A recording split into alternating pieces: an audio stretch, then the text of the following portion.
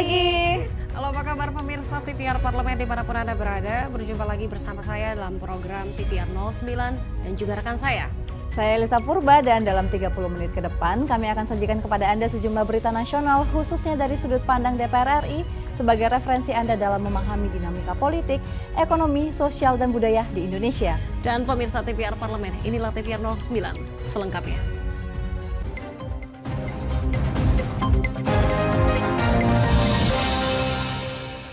Dan kita awali berita pada pagi hari ini yaitu kondisi infrastruktur jalan di Sulawesi Tenggara cukup memprihatinkan. Untuk itu, Komisi 5 DPR RI mendorong pemerintah pusat dapat memberikan perhatian khusus terhadap infrastruktur jalan di Sulawesi Tenggara dan Indonesia bagian timur pada umumnya. Komisi 5 DPR RI mendukung akselerasi pembangunan infrastruktur di Sulawesi Tenggara. Dalam kunjungan kerja spesifik ke Provinsi Sulawesi Tenggara, anggota Komisi 5 DPR RI Muhammad Aras mengungkapkan kondisi infrastruktur jalan di Sulawesi Tenggara cukup memprihatinkan. Untuk itu, Muhammad Aras mendorong pemerintah pusat dapat memberikan perhatian khusus terhadap infrastruktur jalan di Sulawesi Tenggara dan di Indonesia bagian timur pada umumnya. Di Sulawesi Tenggara ini kan salah satu daerah yang memiliki sumber daya alam yang cukup tinggi, baik dari kehutanannya cukup luas, kemudian yang kedua adalah tambang. Di sini ada tambang nikel, ada tambang emas, dan ada aspal. Ini sangat luar biasa potensi ini. Nah, bila pembangunan infrastrukturnya bisa dikerjakan, tentu ini memperlancar semua kegiatan-kegiatan bisnis yang ada, baik secara lokal maupun di level nasional. Hal senada diungkapkan anggota Komisi 5 DPR RI lainnya, Novita Wijayanti. Menurutnya, program-program pembangunan infrastruktur di Sulawesi Tenggara patut didukung. Mendukung sepenuhnya program-program yang diusulkan oleh Sultra. Kemudian begitu banyaknya program, kita berharap juga bahwa ada skala prioritas yang bisa disampaikan melihat bahwa anggaran pusat, provinsi, dan kabupaten ini sekarang terbatas. Apalagi sudah 2 tahun ini kita mengalami COVID 2 tahun lebih, sehingga supaya semuanya bisa tercapai, mana skala prioritas untuk tahun ini, tahun depan, dan tahun berikutnya, sehingga bisa tercapai semuanya. Dari Provinsi Sulawesi Tenggara, Alfat, TVR Parlemen melaporkan. Kita beralih ke Komisi 4 DPR RI pemirsa yang menilai pemerintah lamban dalam pengendalian dan penanggulangan wabah penyakit mulut dan kuku atau PMK.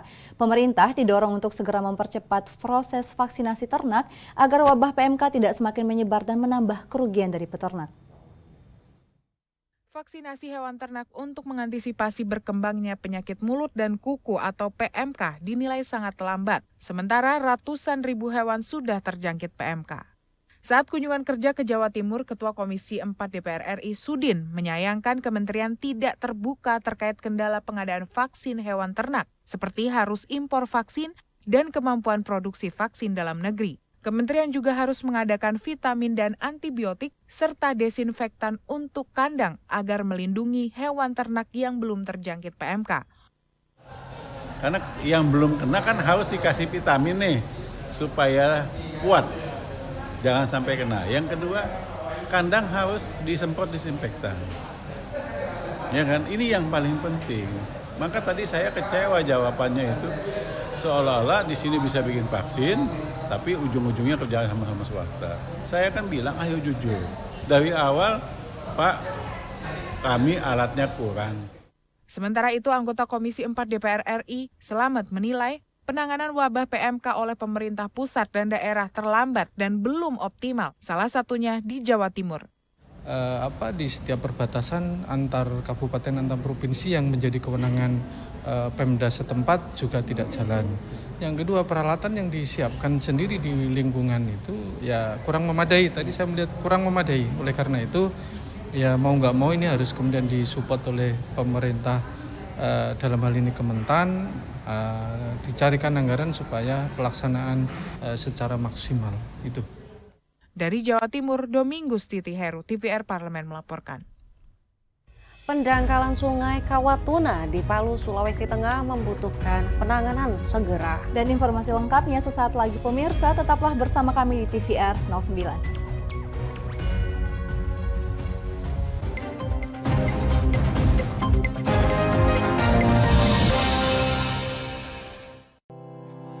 tugas dan fungsi DPR RI sangat penting bagi negeri ini sebagai pengemban amanat rakyat.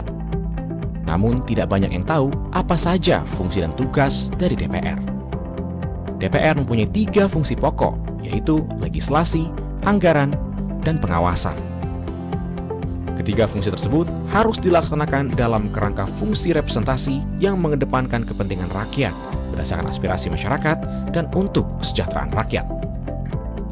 Dari fungsi legislasi, DPR RI mempunyai tugas dan wewenang untuk menyusun dan menetapkan program legislasi nasional bersama dengan pemerintah, menyusun dan membahas rancangan undang-undang, menerima rancangan undang-undang dari DPD, membahas rancangan undang-undang yang diusulkan oleh Presiden ataupun DPD, menetapkan undang-undang bersama dengan Presiden, menyetujui atau tidak menyetujui peraturan pemerintah pengganti undang-undang yang diajukan Presiden untuk ditetapkan menjadi undang-undang.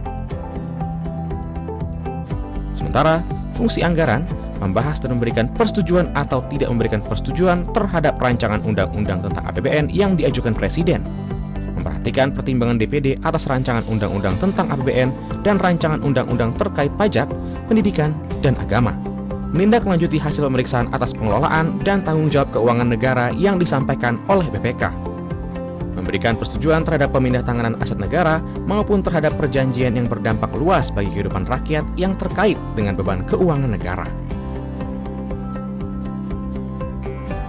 Dan fungsi pengawasan, melakukan pengawasan terhadap pelaksanaan undang-undang, APBN, dan kebijakan pemerintah, membahas dan menindaklanjuti hasil pengawasan yang disampaikan oleh DPD terkait pelaksanaan undang-undang mengenai otonomi daerah, pembentukan, pemekaran, dan penggabungan daerah, pengelolaan sumber daya alam dan sumber daya ekonomi lainnya, pelaksanaan APBN, pajak, pendidikan, dan agama.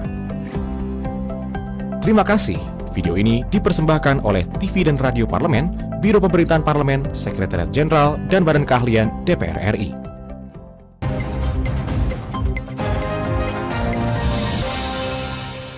Terima kasih pemirsa, Anda masih bersama kami di TVR 09. Dan beritanya datang dari Komisi 5 DPR RI yang melakukan peninjauan ke Sungai Kawatuna yang mengalami pendangkalan akibat sedimentasi. Sungai melintas di bawah runway Bandara Mutiara Sis Al Jufri di Palu tersebut dinilai butuh penanganan khusus. DPR RI melalui Komisi 5 menyoroti pendangkalan Sungai Kawatuna yang disebabkan oleh sedimentasi. Sungai yang melintas di bawah runway Bandara Mutiara Sis Al Jufri Palu dinilai butuh penanganan khusus. Ditemui usai kunjungan ke Sungai Kawatuna dalam kunjungan kerja spesifik Komisi 5 DPR RI ke Sulawesi Tengah, Wakil Ketua Komisi 5 DPR RI Andi Iwan Darmawan Aras mengatakan, sungai mengalir di bawah runway Bandara Mutiara Sis Al Jufri Palu membutuhkan konstruksi yang tepat. Menurut Andi Iwan, sedimentasi material yang mengalir pada aliran sungai harus segera ditangani dengan baik sehingga sungai tetap mengalir dan tidak kehilangan fungsinya. Bandara ini melalui sungai sehingga konstruksinya dibutuhkan box culvert untuk mengalirkan air sungai itu dari runway ya. Jadi antara runway itu dialiri sungai di bawahnya sehingga dari pihak bandara harus membuat box culvert ya. Nah, yang kita harapkan di sini bagaimana kemudian sungai ini bisa tetap berfungsi normal, tidak menimbulkan efek-efek samping lainnya karena kita melihat banyak sedimen-sedimen material yang ikut teralirkan. Kita mengkhawatirkan bahwa dari sisi box culvert tersebut akan ada masalah apabila tidak ditangani dengan baik sungai ini. Infrastruktur ini bisa terlaksana dengan baik dan tanpa ada gangguan-gangguan lainnya. Menurut perhitungan Balai Pengelola Sungai, dibutuhkan setidaknya anggaran 140 miliar rupiah untuk melakukan pengerukan sedimentasi sungai sebagai upaya penanganan pendangkalan Sungai Kawatuna. Dari Sulawesi Tengah, Tim Liputan TVR Parlemen melaporkan.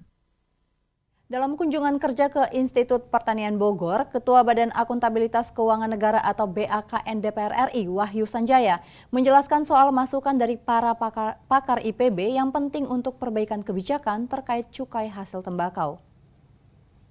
Akuntabilitas Keuangan Negara atau BAKN DPR RI mendorong adanya kajian dari IPB mengenai permasalahan hasil cukai tembakau sehingga pendapatan negara menjadi lebih baik dan kesejahteraan petani tembakau juga meningkat.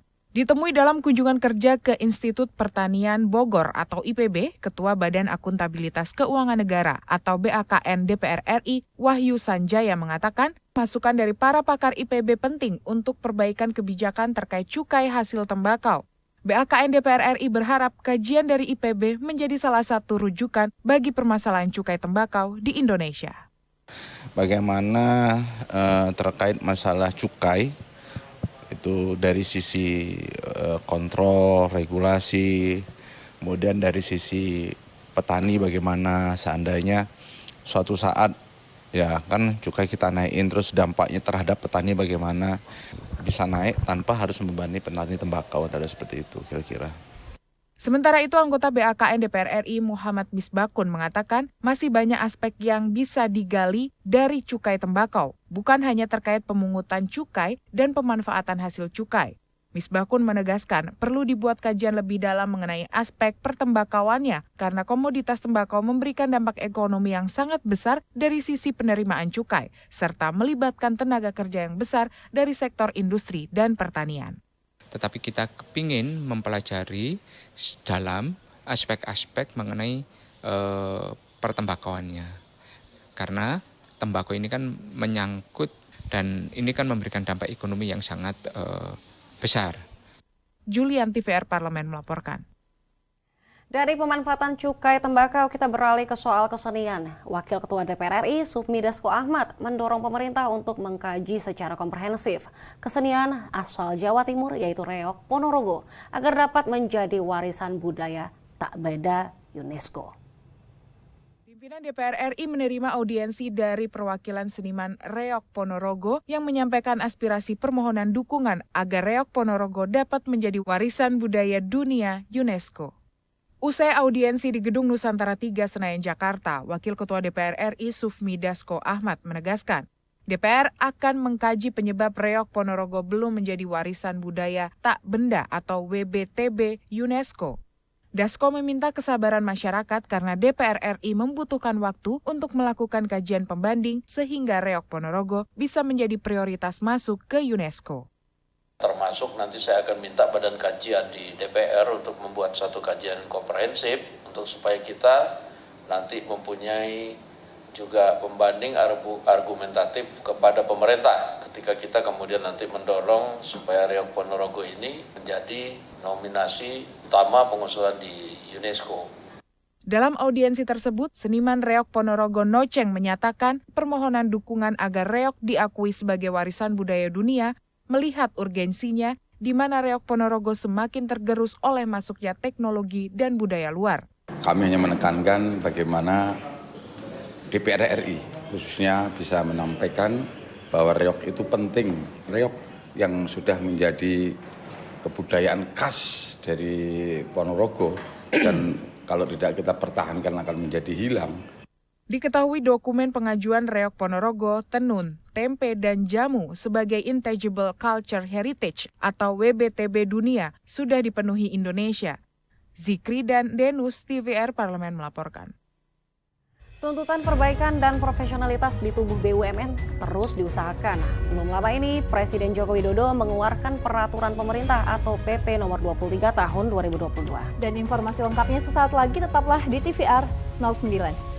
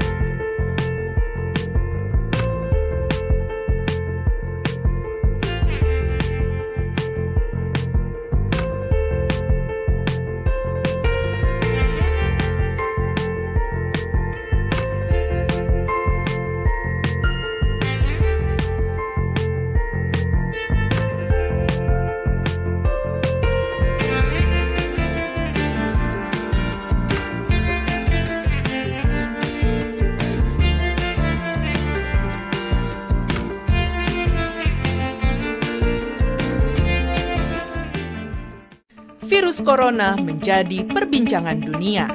Beberapa negara sudah terjangkit. Ribuan orang di Indonesia terkena virus ini. Kita perlu antisipasi dengan melakukan hal berikut.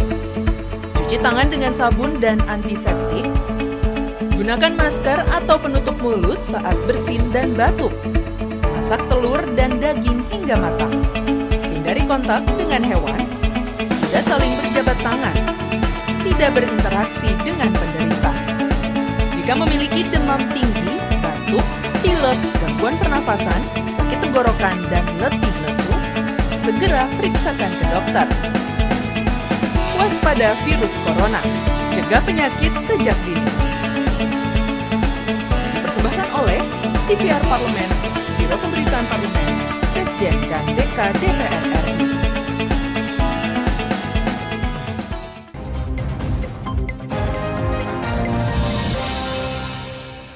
Terima kasih Anda masih menyaksikan TVR 09.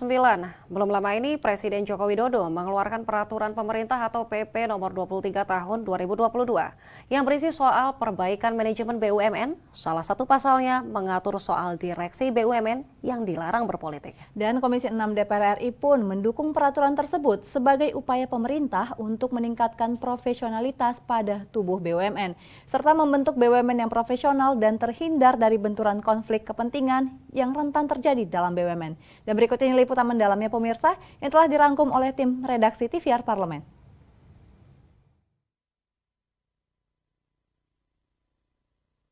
Tentu berkat dorongan dan support yang dilakukan oleh Komisi 6, kita lihat bagaimana sekarang perusahaan-perusahaan BUMN secara valuasi itu 4 perusahaan saja seperti Telkom, Mandiri, BNI, BRI sekarang sudah mencapai kumulatif valuasi hampir 1.600 triliun secara aset. Dan kita bisa lihat mereka sendiri dividennya terus menaik sampai hari ini. Dan ini saya rasa tentu dorongan yang kita sepakati bersama-sama ketika kita menyepakati yang namanya perubahan transformasi di masing-masing BUMN tersebut. Saat rapat kerja dengan Komisi 6 DPR RI di Gedung DPR, Selasa 7 Juni 2022 lalu, Menteri BUMN Erick Thohir berterima kasih kepada pimpinan dan anggota Komisi 6 DPR RI yang telah mendorong konsolidasi perbaikan model bisnis BUMN dari 108 BUMN menjadi 41 BUMN, termasuk kenaikan laba tahun 2021 mencapai 126 triliun rupiah. Tuntutan perbaikan dan profesionalitas di tubuh BUMN terus diusahakan. Belum lama ini, Presiden Joko Widodo pun mengeluarkan peraturan pemerintah atau PP nomor 23 tahun 2022 tentang pendirian, pengurusan, pengawasan, dan pembubaran BUMN. PP 23 tahun 2022 pasal 22 ayat 1 melarang seluruh direksi BUMN menjadi pengurus partai politik, calon legislatif, hingga calon pimpinan kepala daerah maupun wakil kepala daerah. Anggota Komisi 6 DPR RI Nevi Zuairina mendukung peraturan tersebut sebagai upaya pemerintah membentuk BUMN yang profesional dan terhindar dari benturan konflik kepentingan yang rentan terjadi dalam BUMN. Jadi kalau semakin profesional para direksi BUMN-nya, kita bisa dapat uang langsung gitu ya. Kalau pajak kan harus sudah setahun baru dapat ya. Kalau BUMN enggak ya. Begitu dia nyetor dividen pajak, kita langsung dapat duit segar gitu. Nah ini kita inginkan mereka tiap tahun kita target untuk meningkatkan dividen dan pajaknya buat negara. Tak hanya itu, PP nomor 23 tahun 2022 ini juga mengatur seluruh komisaris BUMN untuk wajib bertanggung jawab apabila perusahaan plat merah yang mereka kelola mengalami kerugian.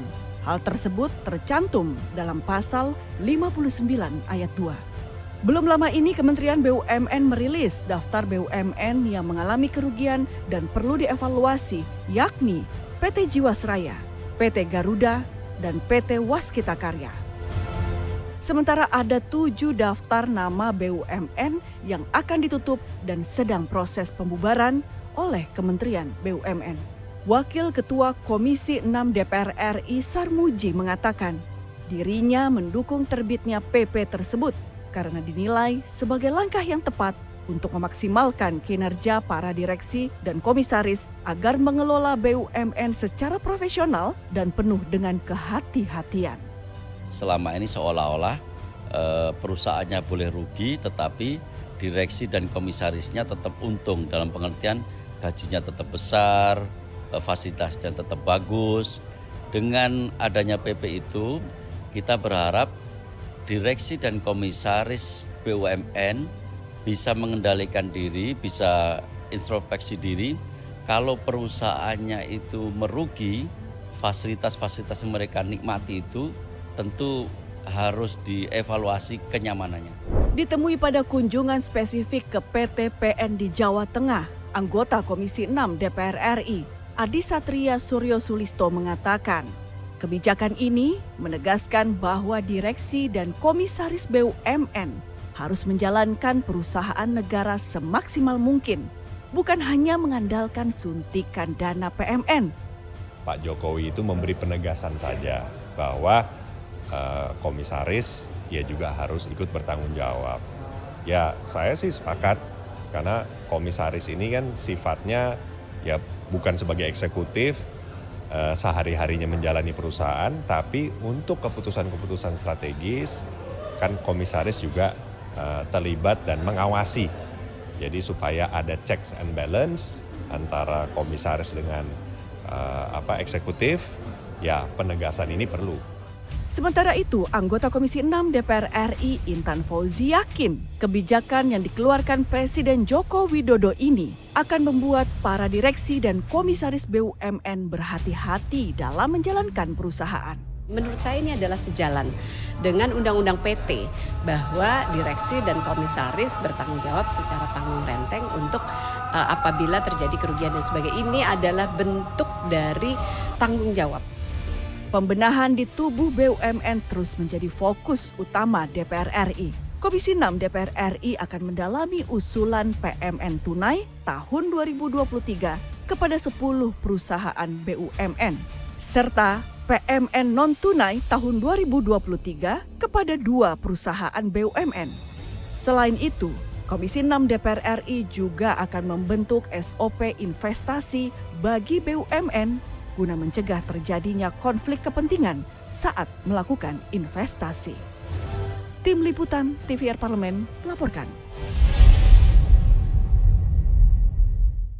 Nah pemirsa, apakah pemirsa menyukai film-film yang berasal dari benua Eropa? Tentunya film-film terbaik dari negara-negara di benua Eropa yang akan dapat Anda saksikan di Indonesia lewat Festival Europe On Screen 2022. Tentunya Anda pasti penasaran pemirsa, dan informasinya akan kami hadirkan sesaat lagi. Untuk itu tetaplah bersama kami di TVR 09.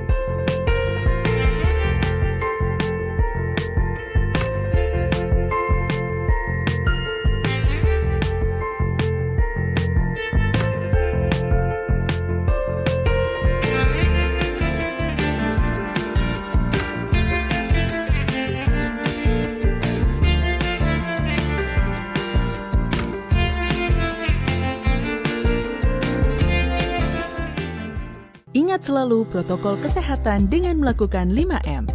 Memakai masker, mencuci tangan pakai sabun, menjaga jarak, menjauhi kerumunan, membatasi mobilisasi dan interaksi.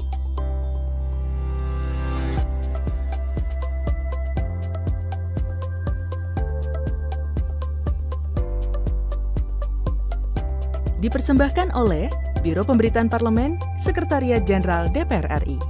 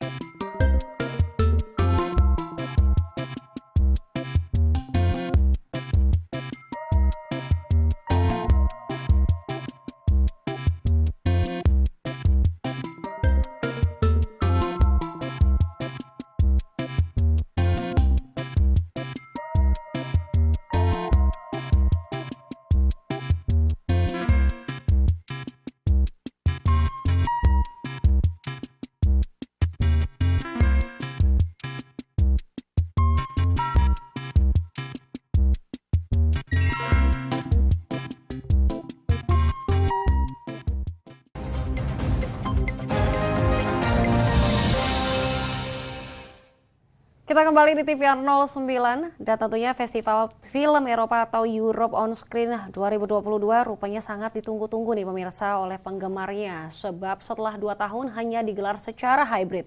Kini penayangannya telah digelar secara offline di 6 kota besar di Indonesia. Dan pemirsa dapat menonton film dari negara-negara Eropa seperti Jerman, Belanda, Prancis, dan sebagainya secara gratis.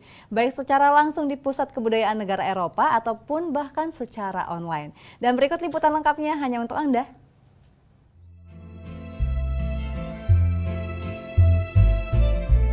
Pemirsa TVR Parlemen yang suka film, jangan lupa untuk menonton film-film Eropa terbaik yang sebentar lagi diboyong ke Indonesia. Ya, gelaran festival film tahunan dari Uni Eropa atau yang lebih luas dikenal sebagai Europe on Screen akan kembali digelar di Indonesia. Europe on Screen merupakan festival yang memutar film-film terpilih dari negara-negara Uni Eropa. Tahun ini, Europe on Screen akan menayangkan sejumlah 69 film yang berasal dari 20 negara anggota Uni Eropa dan dari 5 negara Eropa lain di luar keanggotaan Uni Eropa. Sebagian besar pemutaran film dan kegiatan-kegiatan ini diadakan di pusat kebudayaan negara benua Eropa dengan dukungan tambahan tempat dari institusi pendidikan, bioskop alternatif, hingga situs nonton online.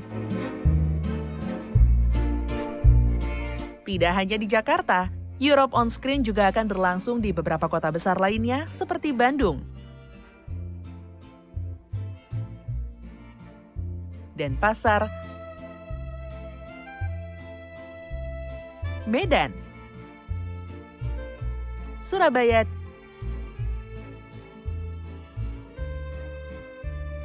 dan Yogyakarta.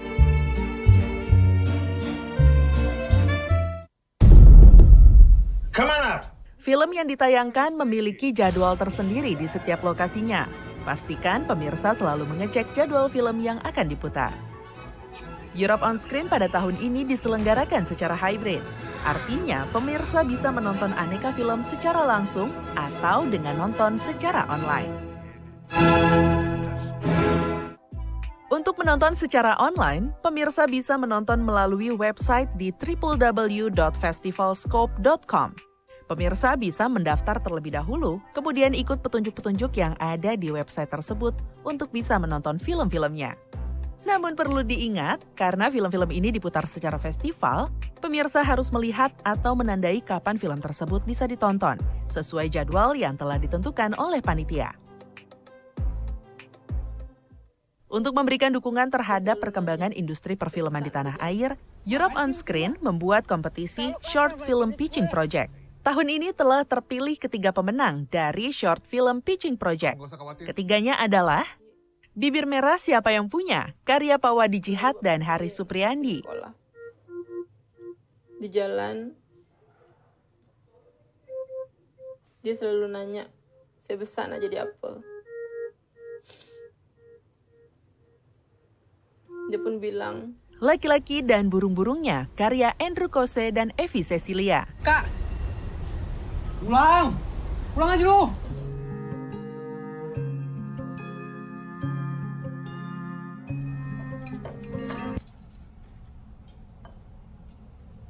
Serta Riwayat Ceti, karya Azalia Muhransyah dan Adi Anugroho. Kita tuh masih beruntung, Ti. Saya masih bisa mempertahankan pekerjaan saya ini. Sama, saya juga punya anak umurnya 6 tahun, Kesan. Kalau makanan asin, yang masaknya mau kau. Makanya Umi, Sakti udah beliin HP tuh, biar nggak usah ke rumahnya Boni tiap hari. Penayangan film-film pemenang tersebut akan diadakan pada 19 Juni 2022 di Pusat Kebudayaan Jerman Jakarta, Goethehaus. Europe on Screen akan dibuka lewat film Do Not Hesitate, karya dari sineas Belanda. Film tersebut menceritakan soal 3 tentara Belanda yang kehilangan realitas saat melakukan misi peperangan ke Timur Tengah.